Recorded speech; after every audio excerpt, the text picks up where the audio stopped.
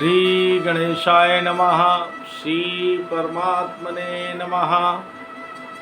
वसुदेवसुतं देवं कंसचारूढमर्दनम् देवकी परमानन्दं कृष्णं वन्दे जगद्गुरुं। श्रीकृष्णं वन्दे जगद्गुरुम्। भक्ति भक्त भगवंत गुरु चतुर्नाम पपुए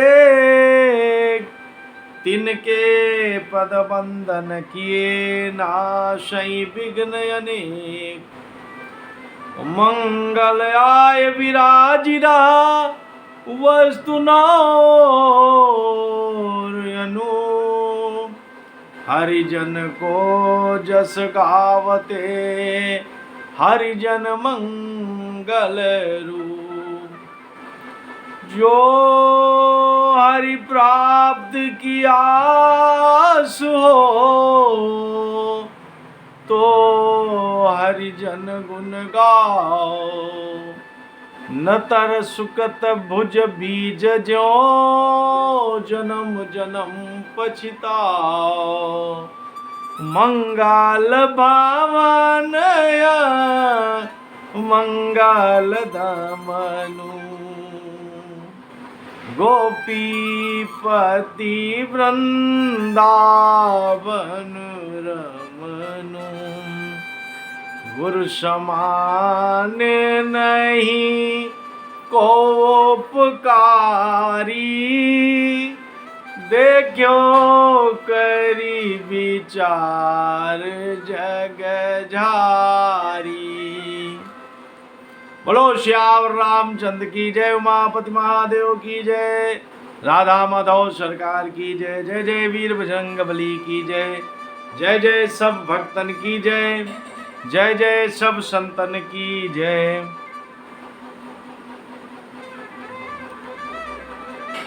परम भागवत विद्वान विद्वता और सरलता की मूर्ति माधव दास जी का चरित्र चित्रण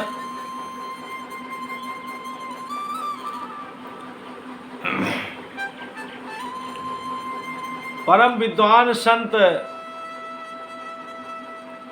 माधव दास जी का जन्म एक कानकुज ब्राह्मण परिवार में हुआ। आप और विद्वता और सरलता आपके अंदर दोनों भाव बहुत सुंदर ढंग से परिलक्षित होते थे। वेदव्यास ने जिस तरह से सारे पुराणों को व्यवस्थित किया उसी तरह से आपने भी उनका सही सही मार्गदर्शन किया। आपका विद्वता में अद्वितीय स्थान रहा। आपने अपना जगन्नाथ जी को इष्ट बनाया। आपकी घर गृहस्थी बड़े आराम से चल रही थी।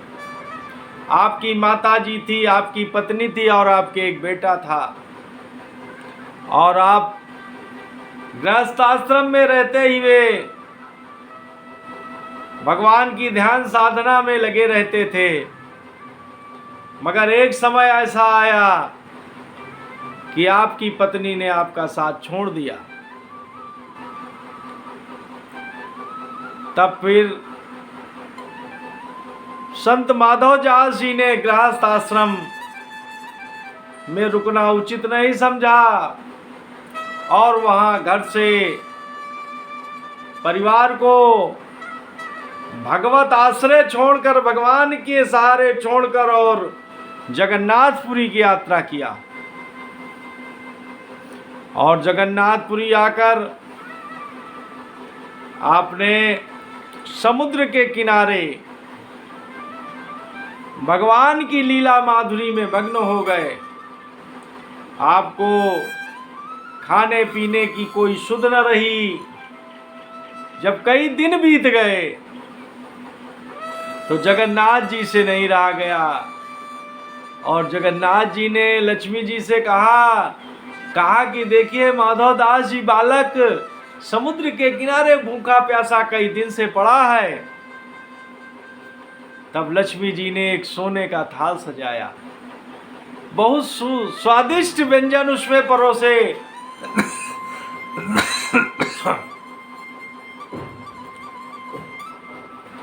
और ले जाकर माधव दास जी को स्पर्श किया। माधव दास जी के शरीर में जैसे कोई करंट संचालित हो गया हो। माधव दास जी उठकर बैठ गए, ध्यान टूट गया।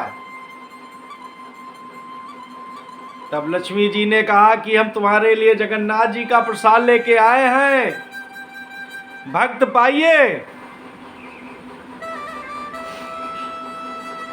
माधव दास जी ने जगन्नाथ जी की कृपा को प्रणाम किया और उस प्रसाद को पाकर बहुत ही आनंद रहा। आपके अंदर का सारा मल उस प्रसाद से धुल गया।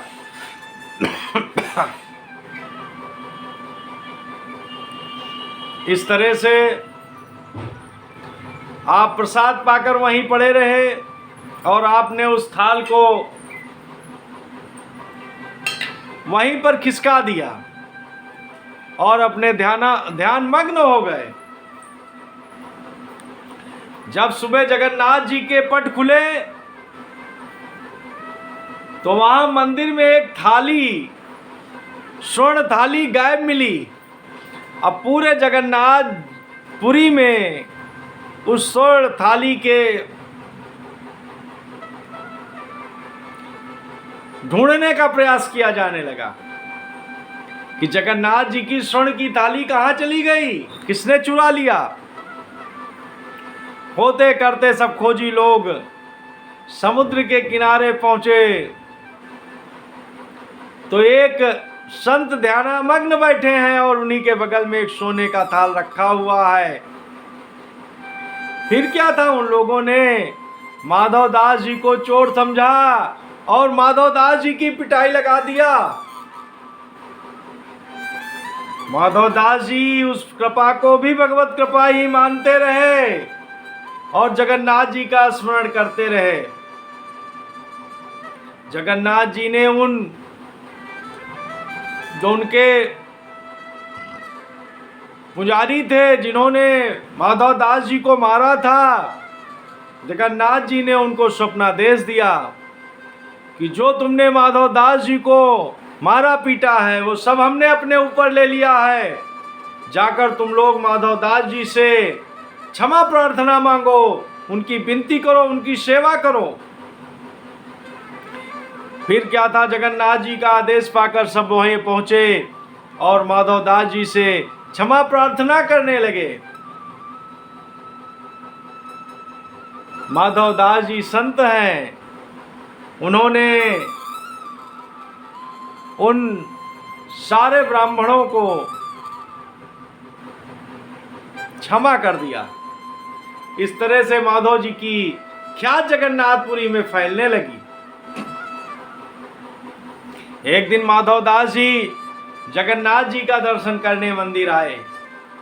मंदिर में वे जगन्नाथ जी का दर्शन कर कर बेसुध ही खड़े रहे, उनको कोई शरीर का भास ही नहीं रहा। और वो रात्रि में जगन्नाथ जी के मंदिर में ही उन्होंने शयन किया। अब रात में उनके पास कोई चीज नहीं थी, बहुत कड़ाके की सर्दी पड़ रही थी। अब रात में समुद्र के किनारा, ठंडी हवा और माधव दास जी की ठंड का एहसास जगन्नाथ जी ने किया।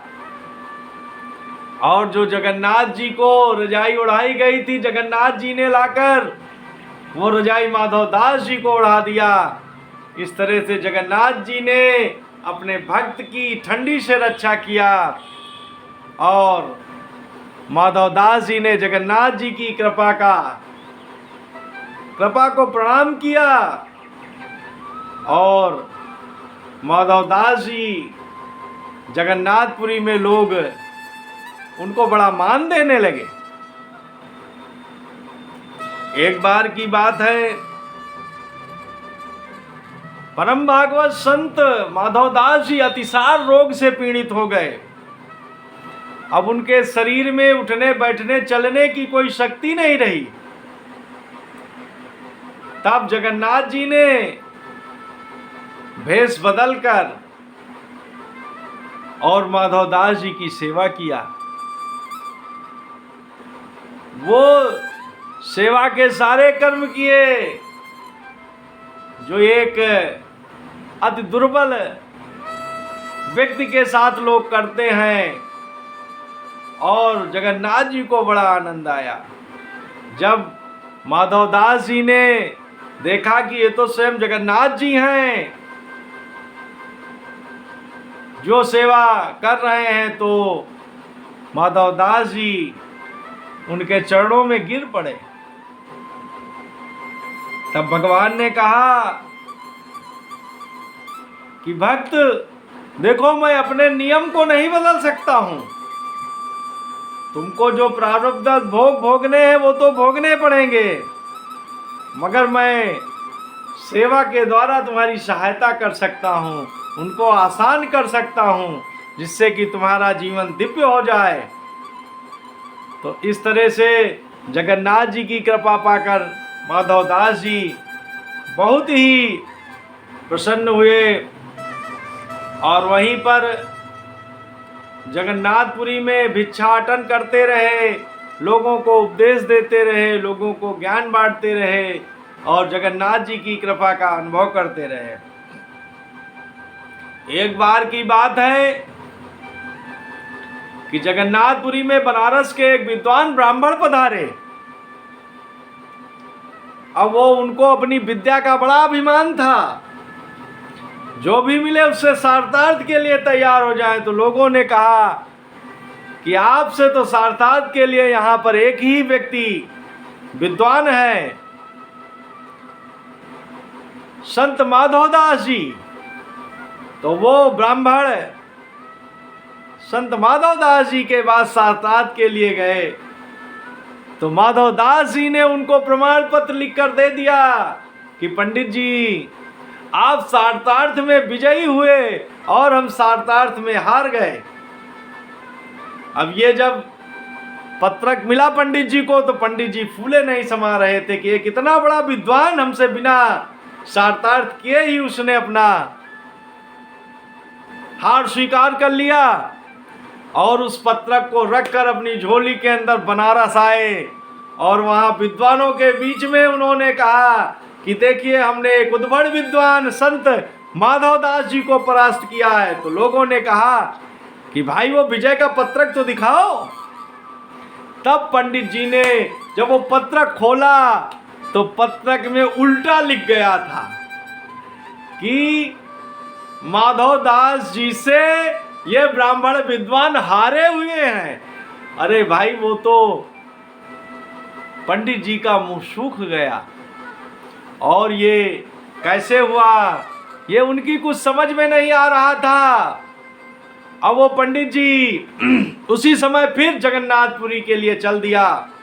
और जब जगन्नाथपुरी आए तो उनसे माधवदास जी नहीं मिले।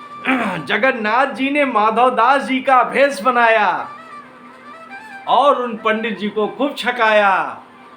और पंडित जी के अंदर ज्ञान की ज्योति जग गई और पंडित जी ने जगन्नाथ जी से और संत माधवदास जी से क्षमा प्रार्थना किया।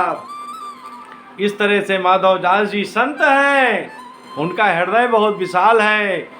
उन्होंने ब्राह्मण को समझाया कि देखिए, विद्या का अभिमान अच्छी बात नहीं है, विद्या से लोगों को ज्ञान दो, ये सार्थार्थ के लिए नहीं है।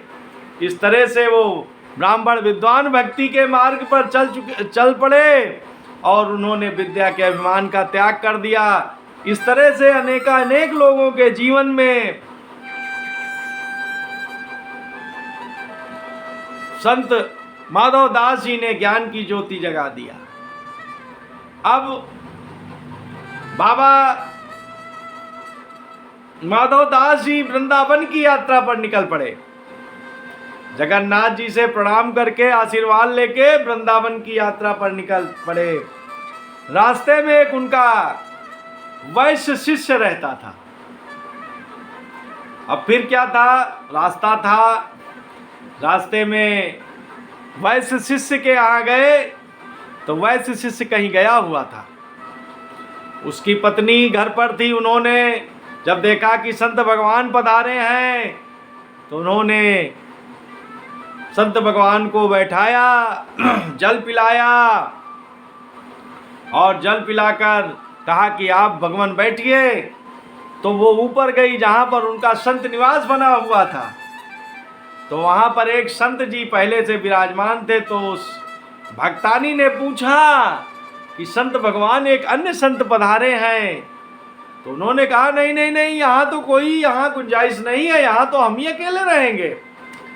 तब फिर आप आई और बड़ी विनम्रता से माधव दास जी से कहा कि भगवान आप सीधा पिशान ले ले, आप जो चाहे ले ले और अलग अपनी रसोई बनाए और आनंद से पाएं। तो सरल हृदय संत माधव दास जी ने कहा अरे आपके यहाँ जो भी बना हुआ है लाइए, हम उसी को पालेंगे। तो फिर उस भक्तानी ने बढ़िया अधौता दूध का भोग लगाया। माधव जी ने अपने इष्ट को भोग लगाया और स्वयं पाया और भक्तानी को दिया और कहा कि जब सेठ जी आवे तो ये बाकी प्रसाद उनको दे देना और ये जो ऊपर संत भगवान पधारे हैं ये प्रसाद उनको भी पिलाओ। जब संत भगवान ने वो प्रसाद पाया तो उनके अंदर का जो मल था वो समाप्त हो गया। उसी समय घटना घटी कि माधव दास जी निकलकर रास्ते में निकल पड़े कि वृंदावन की यात्रा करना है। उसी समय सेठ जी आए। सेठ जी ने भक्तानी ने कहा कि एक संत आए थे और अपना नाम जगन्नाथी माधव दास जी बता गए हैं। ये बात वो संत भगवान भी ऊपर से सुन रहे थे जो अतिथि आवास में थे। फिर क्या था, वो 2 ही पग में पूरी सीढ़ियां नाप कर नीचे आ गए और वो संत भगवान और सेठ जी ने दौड़ लगा दिया माधव दास जी के पीछे पीछे और जाकर रास्ते में दोनों लोग साष्टांग दंडवत कर उनके चरणों में लौट गए और अपने किए की क्षमा प्रार्थना मांगने लगे। तब संत माधव दास जी ने कहा कि अपराध क्षमा का तो संसार में एक ही उपाय है कि संतों की तीख प्रसादी का भोग किया जाए। इसी से अपराध जन्म जन्म के अपराध समाप्त हो जाते हैं। इस तरह से एक ज्ञान देकर माधव दास जी आगे बढ़ गए और वो संत माधव दास जी की कृपा, जगन्नाथ जी की कृपा को प्रणाम करते हुए भक्ति के मार्ग पर सेठ जी, भक्तानी और वो संत भगवान सब लग गए। इस तरह से उनका जीवन धन्य हो गया। फिर आप जगन्नाथ जी आप वृंदावन में आए तो वृंदावन में आपने एक एक स्थान का दर्शन किया। दर्शन कर कर आपके अंदर बहुत ही प्रेमानंद उमड़ा। एक एक स्थान से आपका बहुत ही लगाव और आनंद रहा। इस तरह से जब आप बांके बिहारी के दर्शन के लिए गए तो वहां पर आपको चना प्रसाद मिला। अब चना प्रसाद मिला तो आपने चना प्रसाद लाकर यमुना के पुलिन पर भगवान बांके बिहारी को भोग लगा दिया। अब बांके बिहारी ने आनंद से आपके चने पाए और जो बचा उसको स्वयं बाबा ने पाया, लोगों में बांट दिया। अब जब हरदास जी रोज की भांति बांके बिहारी को भोग लगा रहे थे, तो बांके बिहारी ने कहा, बांके बिहारी जी ने, भगवान ने कहा कि आज हमारी भोग की इच्छा नहीं है, आज हम आपका प्रसाद नहीं स्वीकार कर रहे हैं। कहीं जय जय क्या हुआ? तो कहीं आज हमारा प्रिय भक्त माधव दास जी आया है और उसने हमको चने खिला दिए हैं। तब भगवान की प्रेरणा से हरदास जी माधव दास जी के पास गए और ये सब सारी घटना जब बताई और संत से संत का मिलन हुआ तो बहुत प्रेमानंद उमड़ा। तब माधव दास जी ने कहा कि अगर आपके इष्ट ग्वारिया होंगे तो चना पचा लेंगे, और जो आपके इष्ट महली होंगे तो चना नहीं पचाएंगे। इस तरह से बड़ा परमानंद हुआ। बोलो बांके बिहारी लाल की जय। इसके बाद आप भंडारी बन गए। भंडारी वन में एक खेमदास जी नाम के संत थे। उन्होंने आपसे चोरी छुपे खीर पाने का प्रयास किया। तब आपने उस संत की कृपणता देखकर उनके अंदर ज्ञान का उपदेश देने के हितार्थ उस खीर में बड़े बड़े कीड़े दिखा दिए। अब जब कीड़े उसमें देखकर खेमदास जी उस खीर को नहीं पा सके, तब माधवदास जी ने उनको बहुत सुंदर ज्ञान का उपदेश दिया। उस ज्ञान के उपदेश से उस संत का जीवन बदल गया और परम संत विद्वान माधवदास जी एक संत के यहाँ 1 वर्ष तक रहे और वहाँ पर गाय का गोबर प्रार्थने की सेवा करते रहे। वहाँ पर गाय का गोबर जो निकले उसको लावें और बढ़िया कंडे बनाकर पाथें। इस तरह से आपने वृंदावन का बहुत परमानंद लिया। उसके बाद वृंदावन से वापस के रास्ते में ही आपका गांव भी पड़ता था, जहाँ जन्मभूमि थी। आपकी माता और आपका पुत्र वहीं पर था। तब माधवदास जी अपने गांव गए और वहाँ पर माता जी और पुत्र से मिलकर वहाँ पर रुके नहीं। माता जी के उपदेश से आप आगे बढ़ गए और आप फिर जगन्नाथपुरी आ गए और जगन्नाथपुरी में जगन्नाथ जी से मिले और मिलकर बड़ा परमानंद हुआ। इस तरह से आप जगन्नाथ जी में ही रहते हुए भक्ति साधन करते रहे और समय आने पर परमानंद को प्राप्त हुए। बोलो परम विद्वान संत श्री माधव दास जी महाराज की जय। योगेशं सच्चिदानंदं वासुदेवं व्रजप्रियं धर्म संस्थापकं वीरं कृष्णं वंदे जगद्गुरुं। श्री कृष्णं वंदे जगद्गुरुं। श्री कृष्ण अर्पणमस्तु। नमो पार्वती पते। हर हर महादेव। हर